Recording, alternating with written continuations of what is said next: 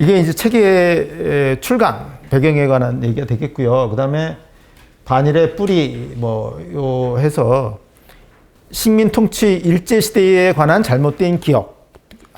우리나라에서의 국사학과 사람들이 주입하는 일제시기에 관해서 국민들에게 주입한 잘못된 기억. 이거를 이제 비판하는 게 사실은 반일종족주의 책에서 가장 중요한 내용이 되겠습니다. 그래서 저는 이거를 날조된 증오의 기억들 이렇게 이제 붙여봤는데, 사실 이 표현이 강하잖아요. 날조됐다고 하는 게. 근데 사실 이렇게 말할 수밖에 없습니다. 그러니까 지금 국사학과 사람들의 한국사학을 하는 사람들의 문제는 연구 따로 교육 따로예요. 연구는 막 해요. 연구는 왜냐하면 연구는 사료와 어떤 사실에 입각해서 할 수밖에 없고, 근데 그렇게 나온 결과를 교과서에 반영을 안 합니다. 교과서는 여전히 일본이 수탈했고 학대했고 이런 내용들로만 가득 차 있어요. 그거는 아주 의도적인 거예요. 일본에 대한 적대 감정 또는 증오심 이런 것들을 계속 조장하고 유발하고 확대시키기 위해서 한 것이다, 이렇게 볼 수밖에 없고요. 그래서 저는 이거를 날조된 증오의 기억들이다, 이렇게 표현을 해봤습니다. 이거 반일종족주의에 들어있는 그림인데, 이거는 소설가 조정래의 아리랑이라고 하는 소설에 들어있는 대목이고요. 그래서 아리랑만 읽으면은 일본이 토지조 사업을 하면서 그에 저항하는 사람, 그걸 막으려고 했던 사람을 이렇게 직결 처분으로 학살했구나 하는 생각을 갖게 되는 거죠. 토지조사 사업, 이 사람이 뭔가 토지조사 사업에 대해서 저항하고 그걸 막으려고 했을 텐데 왜 저항했다고 하느냐? 토지조사 사업을 해서 토지를 뺏길까봐 이 사람이 저항을 한 건데, 그러니까 현장에서 죽였다는 겁니다. 직결 처분으로. 근데 이게 말이 안 되는 게, 토지조사 사업 때 토지를 빼앗아간 게 없어요. 이건 100% 확실한 팩트입니다. 이건 여러 연구에 의해서 밝혀진 사항이고요.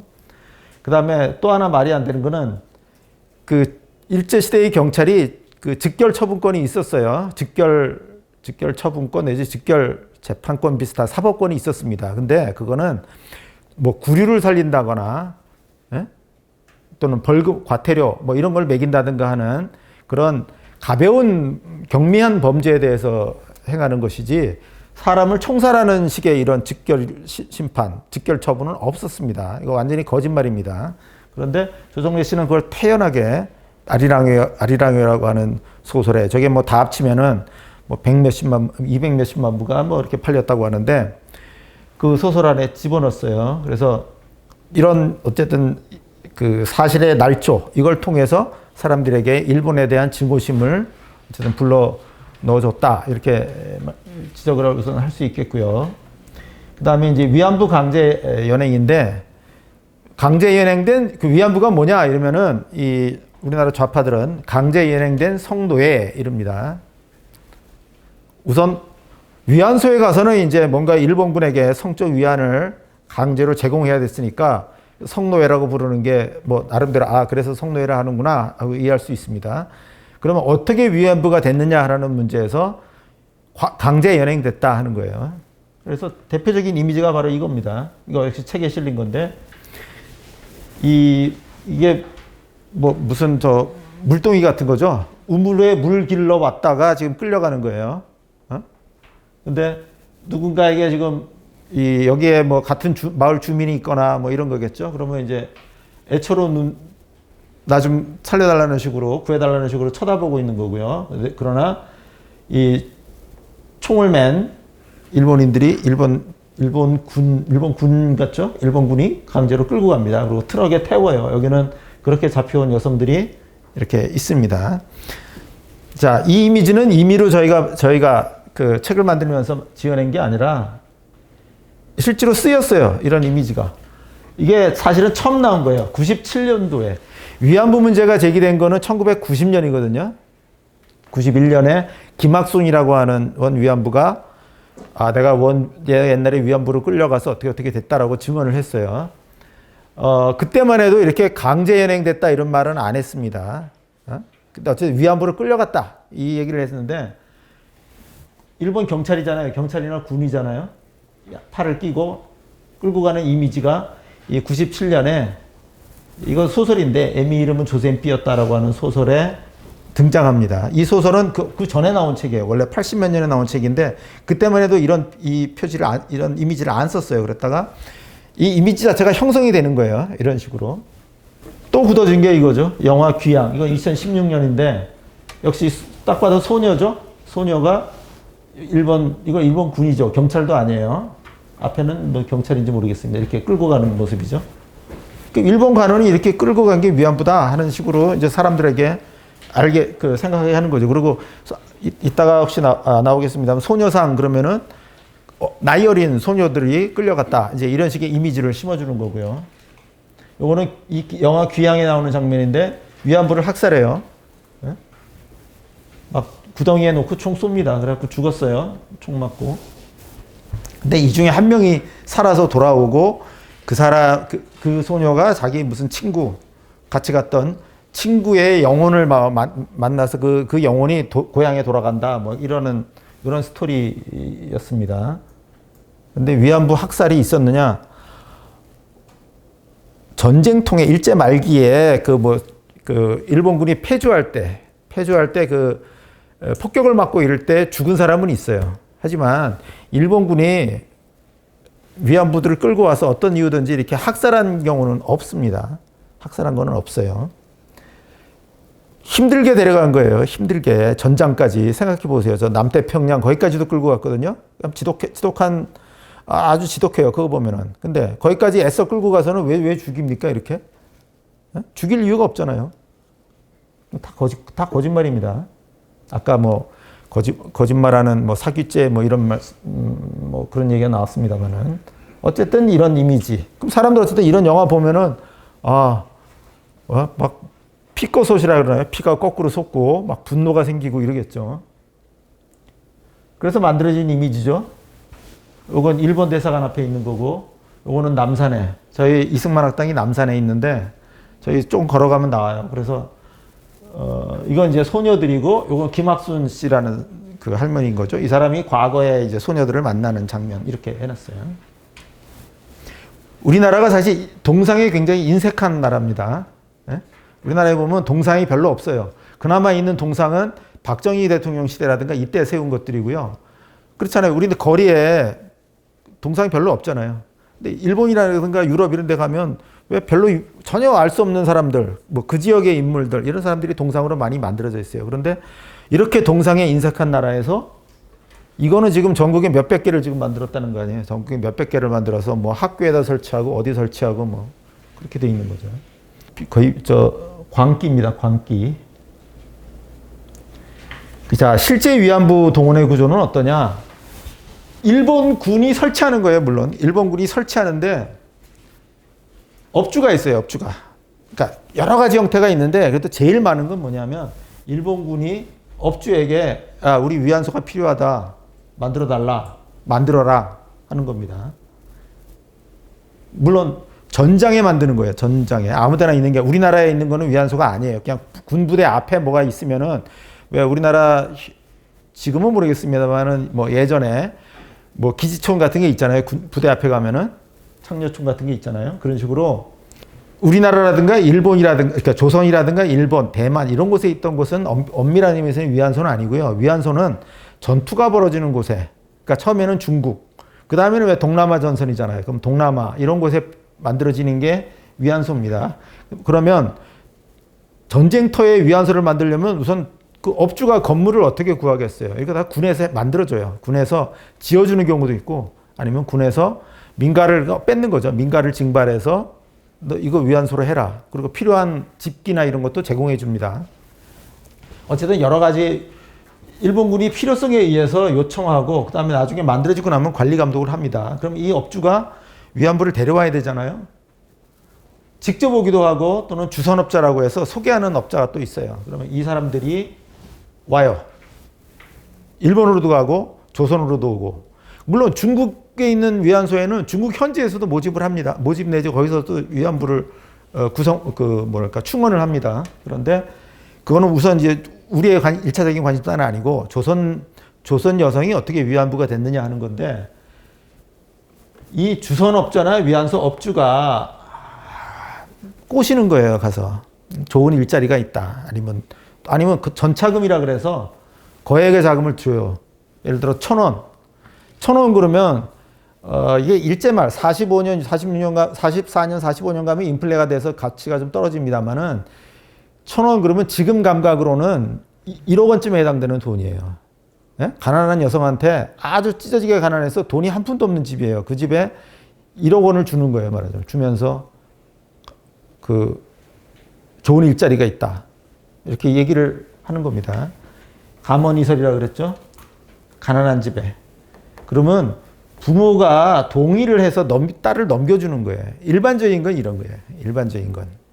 아까 봤듯이 뭐 우물가에 물을 길러 나왔는데 갑자기 일본 병사들이 나타나가지고 태워서 끌고 가고 이런 건 없습니다. 일본인이 그렇게 증언을 한 것이 있었어요. 제가 지금 일본 이름이, 그 사람 이름이 기억이 안 나는데, 제주도에서 여자들을 자기가 그렇게 사냥해 갔다라고 증언을 했고, 이게 번역되고 80몇 년에 책을 썼고 우리나라에서 89년에 나왔고, 위안부 문제가 터질 때쯤 되니까 이게 막 엄청 각광을 받았어요. 근데 제주도 사람들이 이상하게 생각하는 거예요.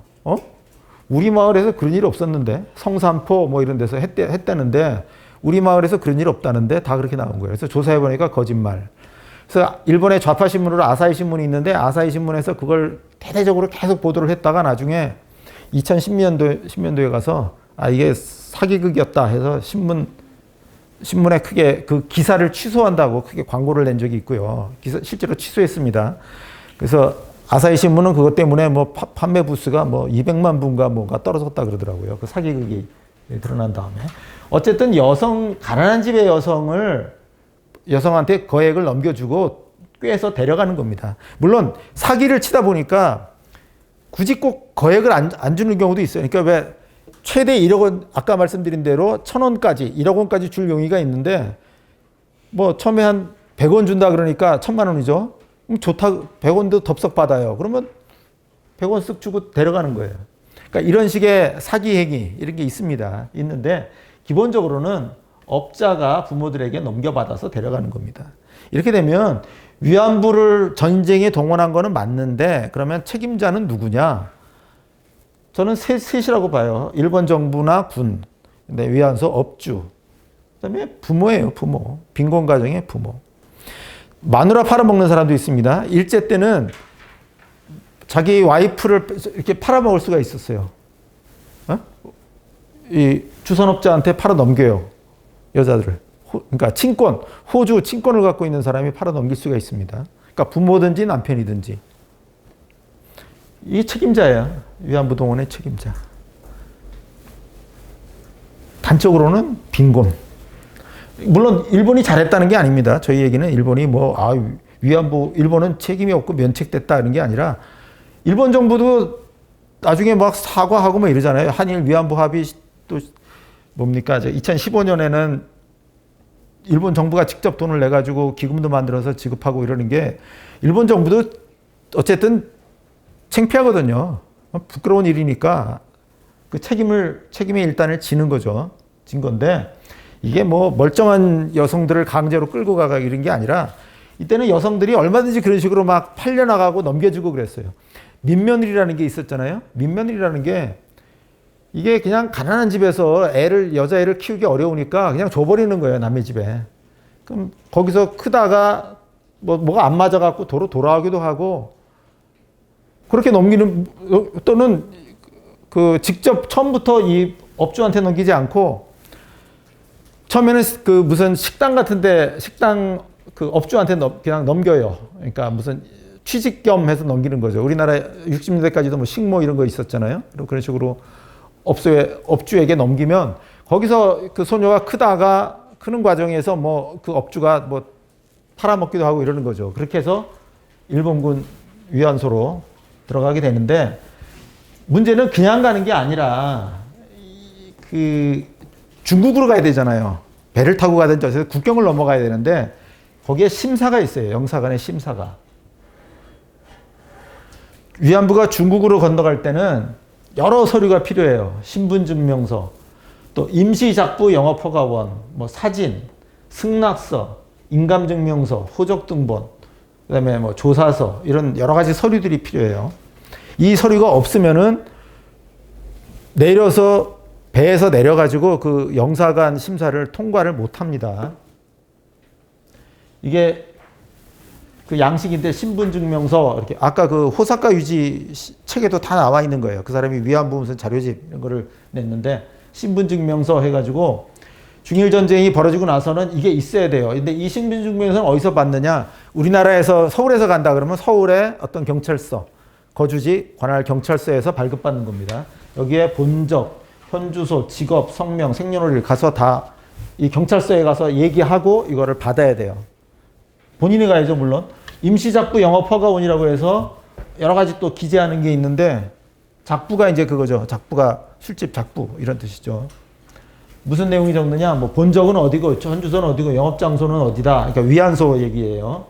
그 다음에 언제 이거를 낸다. 그 다음에 작부 본인이 도장을 찍는 게 있고 포주의 도장을 찍는 게 있어요. 그래서 작부 본인과 포주 간에 그 포주가 같이 이 일을 하겠다라고 허가 신청서를 내는 것이 되겠고, 승낙서가 뭐냐면 이게 위안소 작부로 일할 것을 승낙함 이런 내용으로 되어 있고요. 언제 호주 친권자가 날인을 하게 돼 있어요. 호주 친권자가, 부모가. 그 다음에 가업인이라는 거는 그 위안부 본인, 여성 본인을 말하는 겁니다. 여기에 아까 말씀드린 대로 이거 조사서는 뭐 요 사항을 이제 그 관청에서 조사해 놓는 거고요. 여기에 여기에 도장을 찍었는데 이 도장이 맞는 도장인지 알아야 될 거 아니에요. 그래서 인감증명서가 있어야 되고, 그 다음에 이 친권자랑 이 여성이 정말 부모, 자식 관계 이런 게 맞느냐, 호주 친권자가 맞느냐, 이것 때문에 호적 등본, 이게 필요해요. 이게 있어야 중국으로 가는 겁니다. 그러면 강제로 끌려가는 게 있을 수 있겠어요? 이 여성 본인의 의사에는 가고 싶지 않은데 가는 거죠. 그런데 부모가 넘기는 거예요.